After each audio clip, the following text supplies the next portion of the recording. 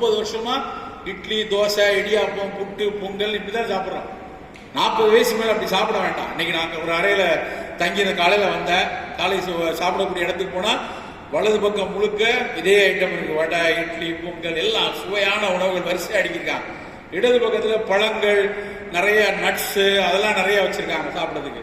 எல்லாரும் சாப்பிட்றது பார்த்தா 2 வடை வச்சுப்போம், அதுல கொஞ்சம் கோழிக்கறியை ஊற்றிக்கலாம், கொஞ்சம் பொங்கல், கொஞ்சம் உப்புமா, அப்படிதான் எல்லாரும் சாப்பிட்றாங்க. பார்த்து கொண்டு இருக்கிறோம். ஆனால் இந்த பக்கம் யாரும் அதிகமாக இந்த பக்கம் யாரும் வரதான் காணும். பழங்கள் எல்லாம் அப்படியே இருக்கு, கட் பண்ணி வச்ச பழங்கள் அப்படியே இருக்கு. காலை உணவு நமக்கு இப்படிதான் இருக்கும். இடப்பக்கத்தில் இருக்கக்கூடிய பழத்துண்டுகள் காலையில சாப்பிடுமா, நிறைய பழத்துண்டு, நல்ல பப்பாளி துண்டு, அன்னாசி பழத்துண்டு, ஆப்பிள் துண்டு, கொய்யா பழத்துண்டு, அது மாதிரி பழங்கள். பித்தம் குறையணும்னா காலையில முதல் உணவு பழங்களா இருக்கட்டும். தலை தித்திப்புன்னு ஆசார கோவில பாடிருக்கான், முதல்ல இனிப்பு. ஆனா காலையில ஜாங்கிரியை வாங்கி சாப்பிடக்கூடாது.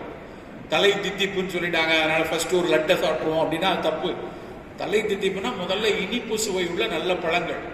அப்புறம் நல்ல சுண்டல், முந்தின நாள் ஊற வச்சுட்டு மறுநாள் காலையில அந்த சுண்டலா சாப்பிடலாம். முளை கட்டிய பயிறு, இல்ல நல்ல காய்கறி சூப்பு, கீரை சூப்பு, இல்ல நல்ல ஒரு சத்து மாவுல ஒரு கஞ்சி, இது மாதிரி காலை உணவு இருக்கட்டும். கொஞ்சம் நட்ஸ் வேணும்னா கொஞ்சம் பாதாம் பருப்பு, இல்ல அக்ரோட் பருப்பு, நிலக்கடலை. புரதச்சத்து ரொம்ப குறைவா இருக்கு, ரொம்ப லீனா இருக்கிறோம், இல்ல புரதச்சத்து குறைவா இருக்குன்னா 2 முட்டை, நல்ல முட்டையை வேக வச்சு ஆம்லெட்டோ, இதுதான் காலை உணவா இருக்கணும். நான் பல நேரங்களில் ஒரு கூட்டத்தில் சொன்ன போது ஒரு கூட்டத்தில் ஒருத்தர் சார் இதெல்லாம் ரைட் சார், இதெல்லாம் பிஃபோர் ஃபுட்டா ஆஃப்டர் ஃபுட்டா அப்படின்னு கேட்குறேன். ஏன்னா நமக்கு காலகாலமா பழத்துண்டுகள்னா அது பிஃபோர் ஃபுட்டு, ஆஃப்டர் ஃபுட்டு. சுண்டல்னா காலையில பிஃபோர் ஆர் ஆஃப்டர் அப்படிதான். ஆனா நடுவில் இருக்க வேண்டியதெல்லாம் பொங்கல், வடை, பூரின்னு இருக்கணும். வேண்டாம். 40, 45 வரைக்கும் இதுதான் பிரதான உணவா இருக்கணும். இட்லி, தோசை வாரத்துக்கு ஒரு நாள் எடுத்துக்கணும். வாரத்துக்கு ஒரு நாள் அதை எடுத்துக்கொண்டா போதும். மதிய உணவில் நிறைய காய்கறி, புலால் சாப்பிட்டா மீன்களுக்கு முக்கியத்துவம் கொடுங்க, நிறைய காய்கறிகள் எடுத்துக்கொள்ளும். அப்படி நம்மளுடைய உணவுகள் மதிய உணவுல இருக்கணும். இரவு உணவு ரொம்ப எளிமையா எளிதில் ஜீரணிக்கக்கூடிய உணவா இருக்கணும். இரவு உணவுல கோதுமை கிச்சடி எடுத்துக்கொள்ளலாம், நல்ல சிறுதானியங்கள்ல அடை எடுத்துக்கொள்ளலாம். இது 40-50 வயதை விட்டவங்களுக்கு. சின்ன குழந்தைங்க இருக்காங்களா, அவங்களுக்கு இட்லி மிகச்சிறந்த உணவு கொடுங்க.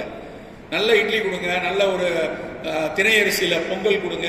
கேழ்வரகு குழந்தைகளுக்கு மிகச்சிறப்பானது. அப்படியான உணவு பண்டங்களை காலையிலிருந்து உங்களுடைய உணவு விஷயங்களா வைத்துக் கொள்ளும். ரொம்ப ரொம்ப அடிப்படையான விஷயம், ரசாயன கலப்பு இல்லாத, பூச்சிக்கொல்லிகள் இல்லாத உணவு முதல் தேர்வா இருக்கு. அதுதான் ஃபர்ஸ்ட். இரண்டாவது விஷயம், கசப்பு துவர்ப்பு அதிகம் உள்ள சிறுதானியங்கள் மிகச்சிறப்பா இருக்கிற உணவுகளை மிக அதிகமாக வைத்துக் கொள்ளும். இது இரண்டும் இருந்தால் மட்டும்தான் இன்னைக்கு நம்ம பயந்துட்டு இருக்கிற அந்த கேன்சர்ல இருந்து, நான் கம்யூனிகபிள் டிசீசஸ்னுடைய கிளச்சஸ் எதுவும் வராத அளவுக்கு நம்மை பாதுகாத்துக் கொள்ள முடியும். இதை தாண்டி இன்னும் மிக மிக அத்தியாவசியமாக தேவைப்படுகிற விஷயம் அக மகிழ்ச்சியும் உடல் பயிற்சியும். இன்டர்னலா ஒரு ஹாப்பினஸ் இருக்கும். இன்னைக்கு நிறைய குழந்தைகள் தவற விடக்கூடிய விஷயம், அதுக்கு குறிப்பாக பெற்றோர்கள் தான் காரணம்.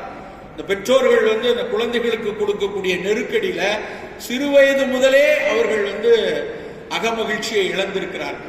அந்த அகமகிழ்ச்சியை கொண்டு வருவதற்கான பயிற்சியை சிறு வயதிலிருந்தே குழந்தைகள். எங்க நீ குதூகலமா இருக்கணும், எங்க சிரிச்சு மகிழ்ந்து இருக்கணும், வெற்றியும் தோல்வியும் ஒன்றுதான் அப்படிங்கிறத சிறு வயதிலிருந்தே கொண்டு வரணும். ஏன் நான் மறுபடியும் சிறு வயதுன்னு சொல்றேன்னா, இந்த நான் கம்யூனிகபிள் டிசீஸ 50 வயசுக்கு அப்புறம் பார்த்துக்கலாம்னா நம்மள மாதிரி அடிமுட்டால் ஒருத்தரும் கிடையாது. 15 வயசு 10 வயசு நம் குழந்தைகள்ல இருந்தே இந்த குழந்தை பின்னாளில் புற்றுநோய்க்கு வரக்கூடாது, இந்த குழந்தை பின்னாளில் எந்த சூழலிலும் சர்க்கரையில் சிக்கக்கூடாதுன்னு கேட்ச் தம் யங் சொல்லுவாங்க இல்லையா, சிறு வயதிலிருந்தே அந்த மாற்றங்களை கொண்டு வர வேண்டும். பழங்களை மிகப்பெரிய அளவில் அவர்களுக்கு பழக்க வேண்டும். புற்றுநோய்க்கு பெரிய அளவில் வலு சேர்ப்பதாக ஒரு பயத்தை போக்குவதாக ஒரு மருந்தை டாட்டா கண்டுபிடிச்சிட்டாங்க. ஒரு 10 நாட்களுக்கு முன்னாடி அறிவித்திருக்க